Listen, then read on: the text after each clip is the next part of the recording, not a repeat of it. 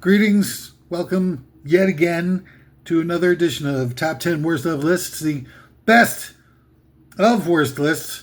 And I am as punched as pleased as I could possibly be to bring you yet another edition. My name is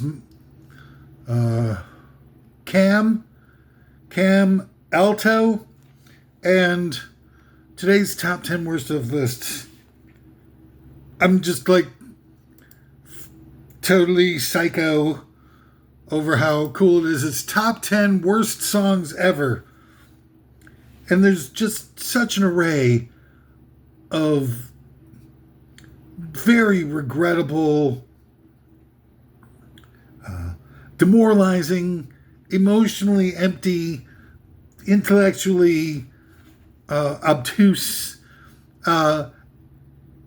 not even effort, zero effort tunes that are out there at this juncture that I could go, I think probably a top 10. I could, if I were so inclined, I could go easily top 100,000 on this one in terms of worst songs ever. It's really got to the point where it's just, completely regrettable. I'm so sure.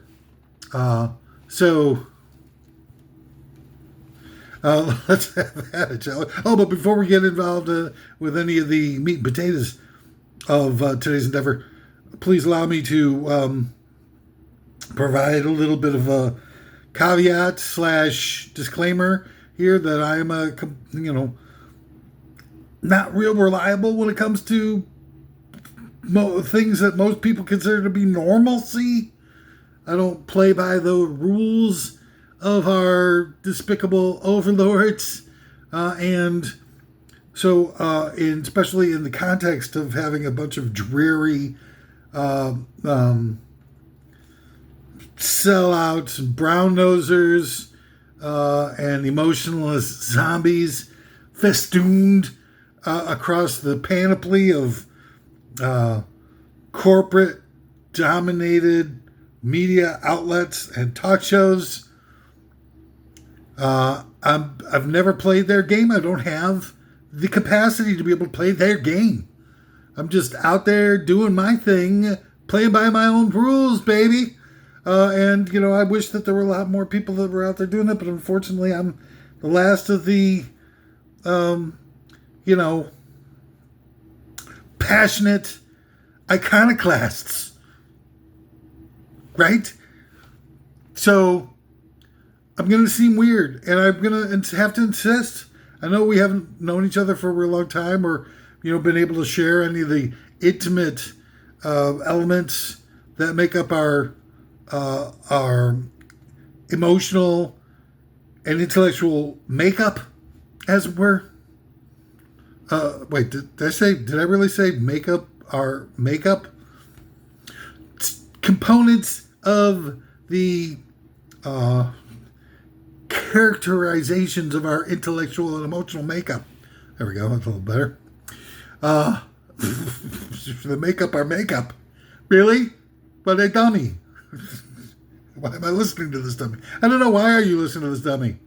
Takes one to know one. All right. So anyway, but there's so many opportunities for ignorance to take place and be passed off as legitimate in our culture that it's really become to the point where being a brain dead obedient drone is rewarded in our society. There used to be a point where like musicians, for example, if they would have sold out back in the day and appeared on like an American Idol as whitewashed, emasculated, intellectually infantile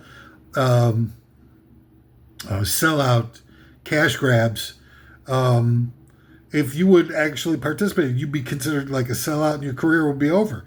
Now, if you don't snap up one of these sellout S-word shows, you're considered to be foolish, and people will call into question your integrity that you won't sell out. So, really messed up. And so you have this, against the context of all these horrible things, you wind up where, horrible music, bland, disposable music and movies and TV culture and stuff like that is pretty much the norm.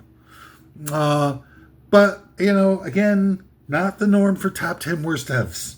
Because we haven't given up top 10 worst devs. We're still fighting the fight that you refused to fight, the fight you didn't even know was being fought against you.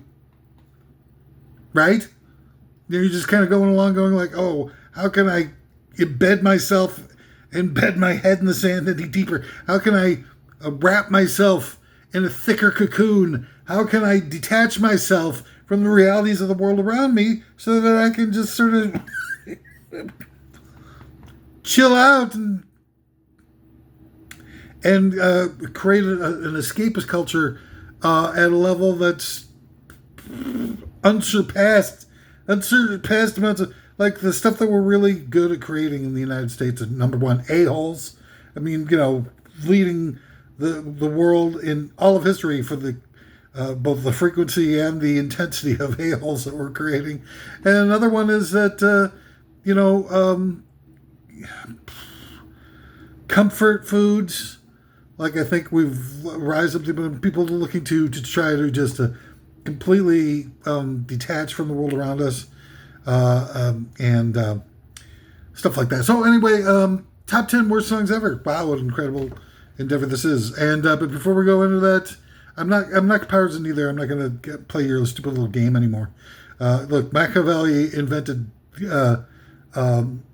divide and conquer, or didn't invent it, but certainly codified it into a series of rules and descriptions back in like the 1400s, and you're still falling 600 years later, still falling this for the same gag. Right on. Keep on, chugling, as Creedence Clearwater Revival used to say. No point in feeling you're not doing anything wrong. You're perfectly, everything's on track. Perfect. Mwah. Mwah, mwah, mwah. Don't go changing to try and please me. But before we do that, we got a couple of extra things. People don't think that these lists are for real. They're on the level, but these lists are, created by a crack team of crack-addicted former insurance salesmen who gathered together with me outside of the Arrowhead Stadium and take copious doses of Michelob Dark mixed with Demerol to come up with these lists. And we also have some sponsors, too. I think it's very important to remind everybody that we're just so damn successful that we've got sponsors up the yin-yang, quite literally up the yin-yang. And we've got, from the producers of Escape from New York comes Manscape from New York. Snake Plissken gets, himself a Brazilian or a Thunderbolt carved into his nether hair, and as a part of an adventure to try to save the United States president from a world that doesn't really give a rat's ass about anything anymore. It's Manscaped from New York, and then from the makers of American Idol, it's Paola Idol. Stars manufactured to feed venues owned by the star manufacturers. It's Paola Idol. And then Big Bang Theory. It's, hey, look, iHeartRadio and Clear Channel have this whole, like, sort of inner system where they've signed artists based on their the lack of inspirational characteristics within what they do, and then they put them into their own venues that they own and on their own radio stations, and they put them in a heavy rotation, stuff like that. It's just the whole thing is owned completely by the same people, and those people are the people who invented Rush Limbaugh. So hey, what the hell? Why not try to tongue your own nutsack? Why don't you? From the makers of the producers of the makers comes the Big Bang Theory, from the Big Bang Theory, tweaked geeks that can barely speak. It's the Big Bong Theory. And then there's the Big Gangbang Theory by the same guys, just in a little bit of a slightly different joke. And then Stool Whip from the makers of Cool Whip comes with a different, more musky flavor than most people. It makes the perfect addition to any ice milk or sorbet or even an apple pie with a slice of cheddar cheese. Goes great with a dollop or dollop and a half of Stool Whip. And to go along with Stool Whip, of course, you can't get out without Dookie Howser. But how can you watch an episode of Dookie Howser without a dollop or dollop and a half of Stool Whip? All right, so let's get on with it, shall we? Top 10 worst songs ever. Number 10, I Don't Care by Iconopop. You know that song? It's I don't care. I love it. I don't care. I love it. I love not caring. I love not caring. I love not caring. Baby dee, baby dee, baby dee, boo. It's like you love that you don't care. I'm going to make sure I get this straight. Sorry, kind of like a little bit of a theft of Video Killed the Radio Star on top of it. And the melody line there is especially good and tasty. Fun for the whole family. The Manson family, that is. It's I Don't Care by Iconopop. Number 9 of the top 10 worst songs ever. You gotta go with Daft Punk, Get Lucky. And there was somebody famous is involved with that. I don't, it's not Brian Eno or somebody famous. Nile Rodgers? Is it Nile Rodgers? I don't know, but it's so horrible. And that's a song of the year, talking about the Grammy Awards, talking about the impotence and infantile nature of the Grammy Awards as they just relentlessly give over award after award for shifting units and stupidity and giving awards to people like Sam Smith, Song of the Year, for a song, Stay With Me, that was 2 weeks prior to that, was found to be plagiarized from the song I Won't Back Down by Tom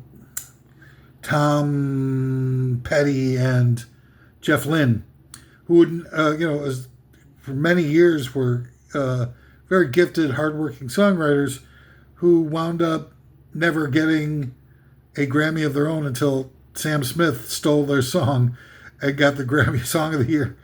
Grammy Award for theft, which is really, in my mind, what the Grammy Awards were rewarding him for. Not for having a good song. Obviously, he had nothing to do with it, or very little. But, hey, rewarding thievery. It's like having a president who's a scam artist and grifting the whole goddamn country. They're teaching people to underachieve. They're teaching people to idolize criminality and being a phony and a cheat. And that's what they're training us to be. There's no other way to look at it now. It's just, there's too many examples of it and whatnot that, just sorry to say, but that's what we're all about now. And number 8 of the top 10 worst songs ever, Red Solo Cup. Now here's a song that is a 3-minute long infomercial disguised as a piece of music that was created while I think it's the Dark Corporation was on the trading blocks and that manufactures Red Solo Cups, and they were on the trading blocks and looking to sell, and then the song comes out, and then their corporation gets sold, Red Solo Cup gets sold. Gee, I wonder if the value of the Red Solo Cup company was increased by the big hit Red Solo Cup that was, spread on heavy rotation by the Clear Channel Corporation in advance of the sale of that corporation. So, now we're seeing, the music being used as to commodify, various different things that have absolutely nothing to do with music. And they do these things, like if you watch like TV shows and stuff like that, they'll have, like all of a sudden you'll be watching and they'll have some sort of contrived joke that winds up promoting a candy bar or something like that. You're like, how did we get to that? How did we get to actual candy bar that's available commercially as part of the joke? They work backwards. They get a bunch of people saying like, we're looking to, put something along the lines of $500,000 into a product placement in your hit, primetime sitcom. It's a candy bar, and they'll give them the money, and then they'll work backwards, and they'll create a joke in a situation that makes it seem like they're leading to the product placement of the mention of the candy bar organically, but that's how they started out the bit. Anyway, the bit was written to exclusively demonstrate the candy bar in a product placement situation. Number 7 of the top 10 worst songs ever, last Friday night, and this one's one of the worst of all time. I've got one more that's I've rated a little bit worse than that, but this is, we're talking about something that's so inherently despicable, dehumanized, and just pathetic, really. And that's, Katy Perry's song where she's, in the video, she's depicted as like a 12-year-old with those face brace holster things and stuff, and then they have this big party at her place where her place gets trashed, and she gets raped while she's blacked out drunk, and she's driving while blacked out drunk and loses her car, loses her job, her place is trashed, everything like that. And at the end of the song, they're like, I can't wait to do it again. And again, it's bad enough in the song, but in the video itself, it makes it look like she's like 12. And there's other types of abuse besides sexual abuse that we're foisting upon children on an ongoing basis. This is one of them. You get, parents lying to their kids about Santa Claus and the Easter Bunny just to be able to sell more candy for the, corporate overlords and whatnot, and make us fatter, make us dumber, make us sugar addicted, and all kinds of nasty, bad things. But we gleefully throw our kids under the bus to abuse them by using them as a means of helping shift a bunch of units of very unhealthy stuff. Number 6 of the top 10 worst songs ever, gotta go with 50 Ways to Say Goodbye by Train. Now, this is a song that's particularly distasteful, but it's just absolutely, completely nutty to show the extent of which that we've completely detached ourselves from any individual thought whatsoever. Because here's a guy who's singing about how he's lying about girlfriends that doesn't have because he's embarrassed he can't get a girlfriend. And so he lies about the made-up girlfriend, like she lives in Canada, that's why you never see her, stuff like that. And then, I don't know, it comes time to where they're going to have to meet the friends or some sort of contrivance. And they have to come up with a way to excuse the fact that they're not coming to the 4th of July party or whatever. And in the song, he says that they died. And so in the song, he's coming up with 50 different ways to tell his friends how his girlfriends that don't exist have died. And I'm thinking like, okay, well, this is like really cringy song material anyway. But what makes it a whole heck of a lot worse is that how many times would this guy's friends let him sort of make up these stories about girlfriends of his dying in advance of their friends all finally meeting her, and before they start to say, well, this guy must be a serial murderer. There's no way that he's had 3, 4, ultimately in this song, based on the title, the 50 different ways. Somebody gets up to, like in the upper 40s, and their friends don't have like a sting operation with the FBI on this guy going in advance of that.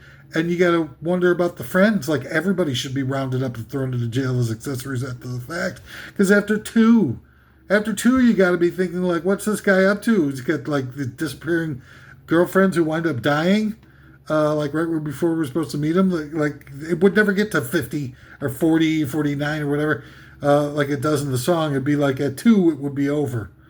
Or 3, maybe, the latest, if his friends are really dumb or corrupt. Number 5 of the top 10 worst songs ever, and this is a bad one. It's Bruno Mars's "Lazy Song," and again, this one kind of the triggering part of it is in the video, because in the video of "Lazy Song," it's got a bunch of people in gorilla masks, and it's clearly an effort to try to be as racist as possible. It's astounding how racist the video is. It's a bunch of people in gorilla masks. It's clearly meant to be like a blackface minstrel show type of video, and it's the lazy song. I don't want to do anything. I would just sit around and be lazy and do nothing and blah, blah, blah. It's like the worst stereotypical hatred that I've ever heard of in a song ever. I mean, even I think, well, it's a different type of song like a Mississippi Goddamn and Strange Fruit are calling out racism that's happening in society at large, not creating more racism. Just like is sick-minded. I saw that video and I couldn't believe what I was watching. A song called "The Lazy Song" with a bunch of people dressed with gorilla masks. It's like, what? All right, number 4, top 10 worst songs ever. Blurred Lines. I've got Robin Thicke, and now this is a song that's almost entirely stolen from Marvin Gaye, and it's so blatant, it's insane. That how could that in today's modern day age, or the modern day age that 10 years ago, whenever that song was released, how could anybody possibly think that that's? Oh, wow, that's pretty scary, huh?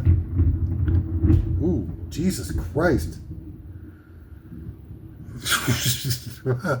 Sorry. Well, how could anybody possibly think that that song was so much like Marvin Gaye's song, what you call it, whatever, I forget the name of the song was Marvin Gaye, and note for note, even stylistically and musically, and I just don't get it. What were they? It was one of the first ones that was so blatant. Now it's like common practice, and corporations own so much of the music that's written and created by bands and musicians and songwriters and stuff like that, that they can start to just sort of steal their own songs and riffs and stuff like that, and just feed it into their computer software that writes and creates all these songs, instead of having actual songwriters. And now it's like, they don't ever have to worry about paying residuals to anybody again, because it's now all computerized. But, Blurred Lines was a bad one, and first sort of kind of like started out. We got this weird song by, there's Happy by Pharrell, and then there's a song by Taylor Swift that is the exact same song as Happy. I'm sorry, I can't remember off the top of my head.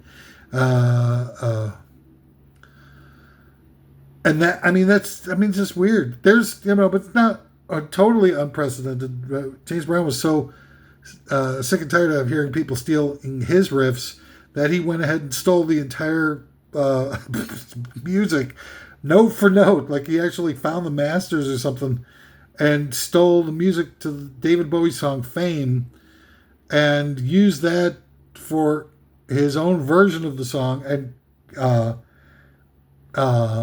attributed the songwriting credits to himself, like "Hot Sandwich" or something. Hang on. So I'm gonna have to do this to you one more time. I know this is bad, and I should do all this work in advance, but I never do. Taylor Swift with Sounds Like Happy by Pharrell. God damn it. Come on, baby.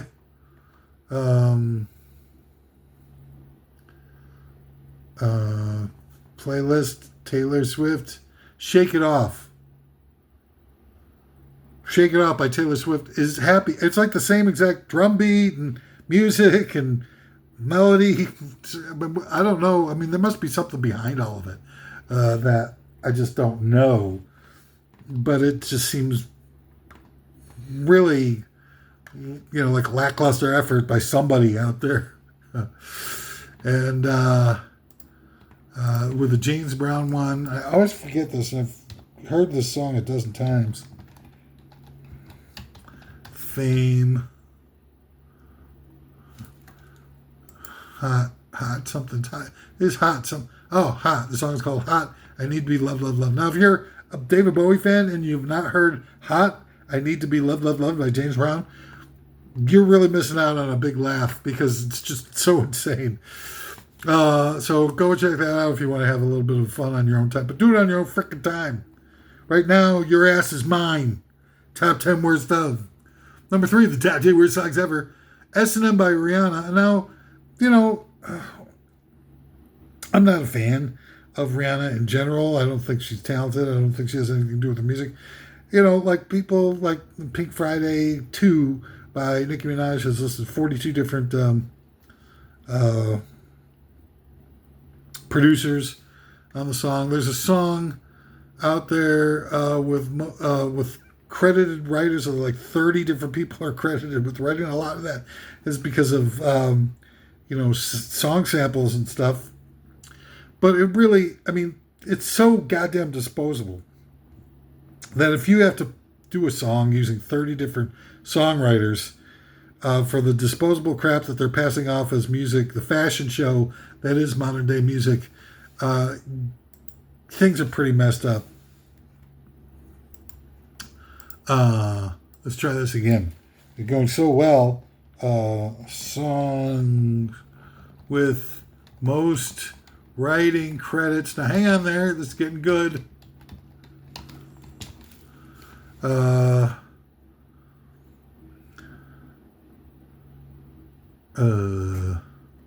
Stuff. Why do modern day songs have so many credited writers? Maybe this will help. One song, 2 minutes. Hey, this. God damn it! Why does I have to scroll through some of this stuff? Alien Superstar by Beyonce has 24 listed songwriters. 24 songwriters for a pile of useless, trite, disposable garbage.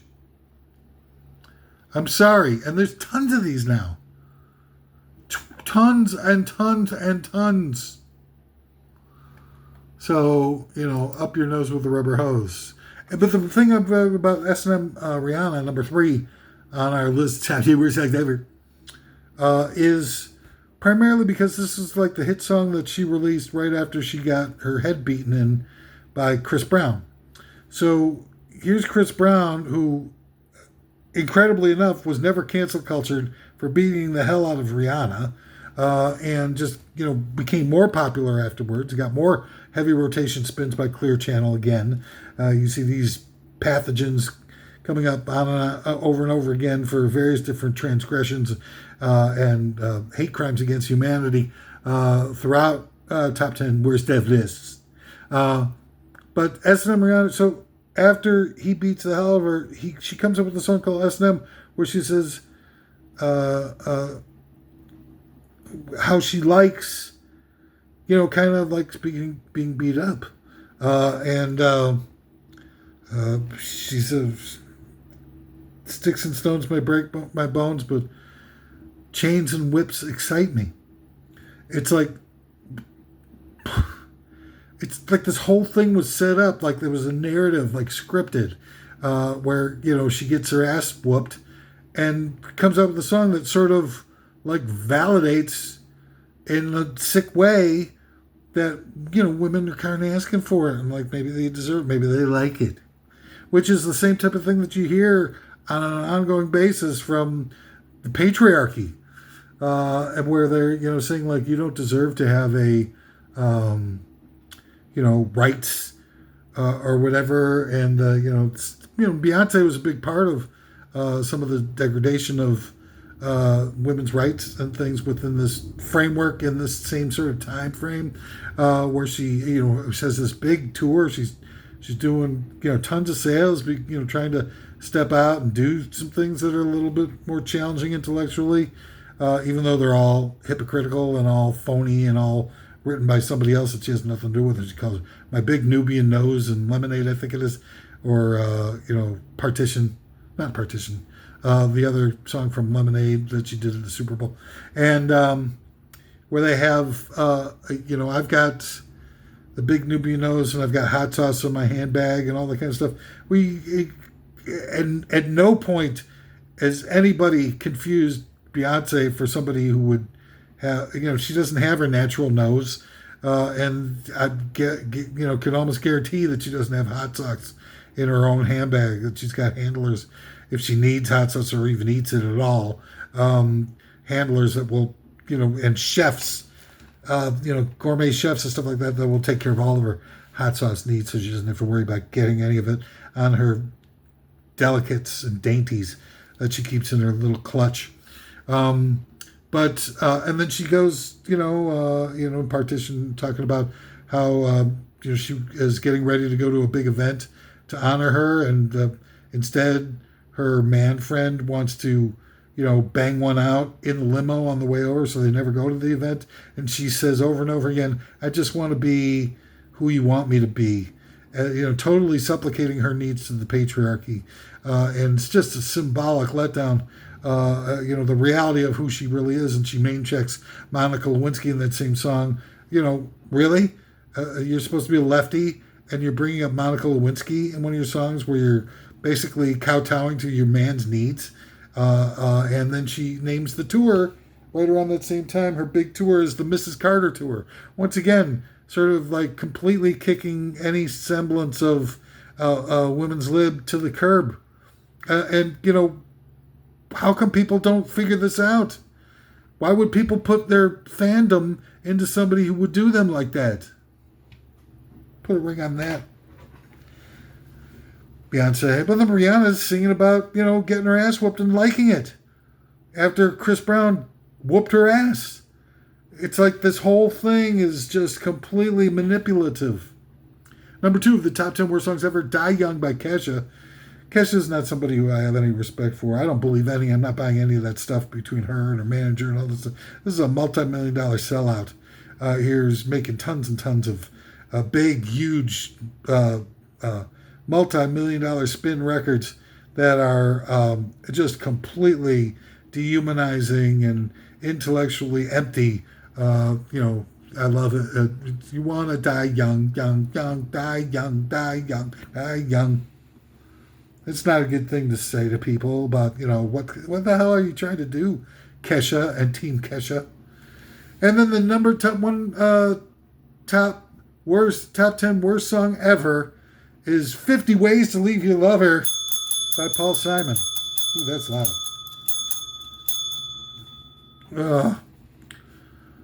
Look, Paul Simon is an a-hole, okay? He's the guy who crossed the picket lines for South Africa during the anti-apartheid movement.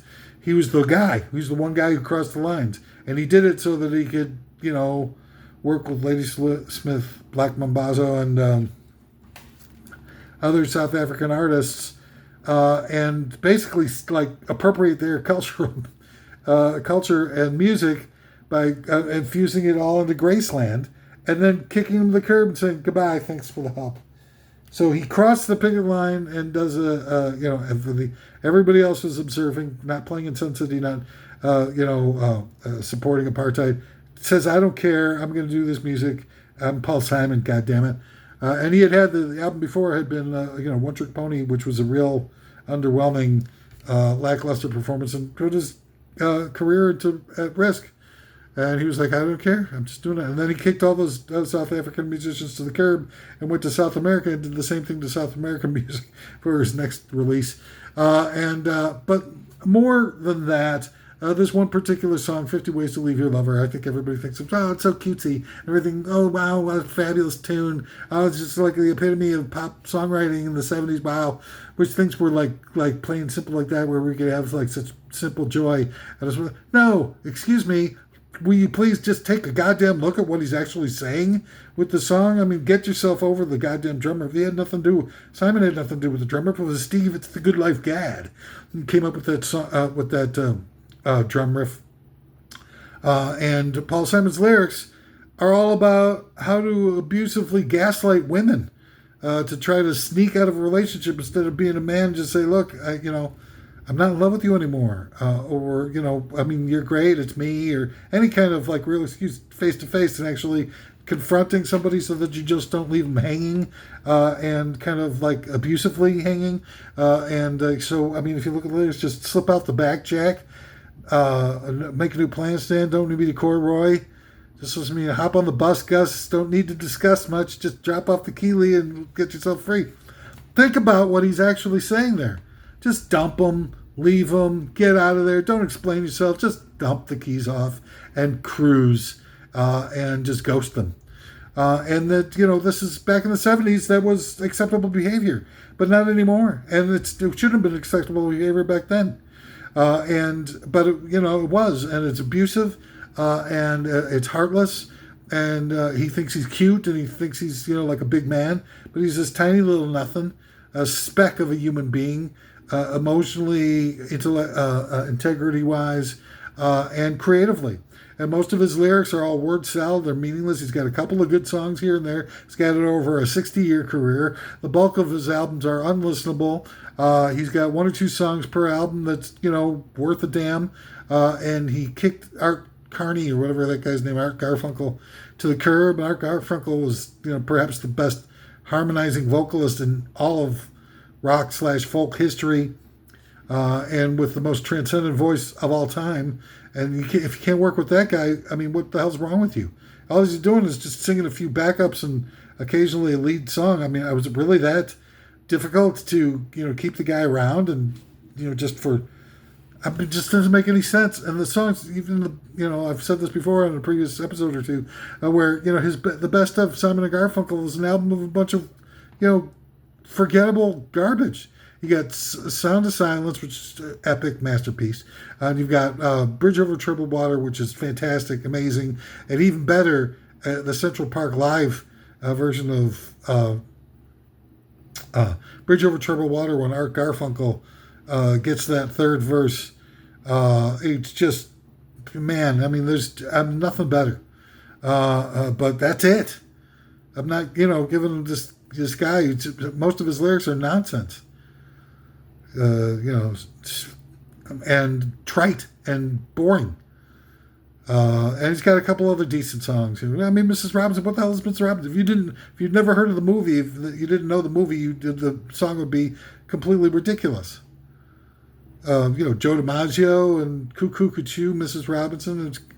It was horrible. It was just a little stealing off of the Beatles and stuff like that. Cuckoo Cuckoo. It's just, I'm sorry to have to burst your bubble, but Paul Simon is a hack, talentless, dehumanized, hateful person, tiny little nothing, inconsequential in terms of his ability to be able to really create something transcendent and powerful in the human experience, and instead is talking about gaslighting women and a bunch of nonsense that really doesn't make any sense. Anyway, that's all the time we got for Top 10 Worst Stuff. What an incredible time this has been for all of us, I think. And especially for me, I feel so sort of empowered and rewarded that we've been able to spend this time together just to have love for singing a song. But, hey, it seems, just after we get started, before you know it, comes the time we have to say so long. What a pleasure it's been. I love each and every one of you, and I mean that sincerely. Tune again next time for more of the incredibly insightful and profoundly powerful top 10 worst of list. I've got one last thing.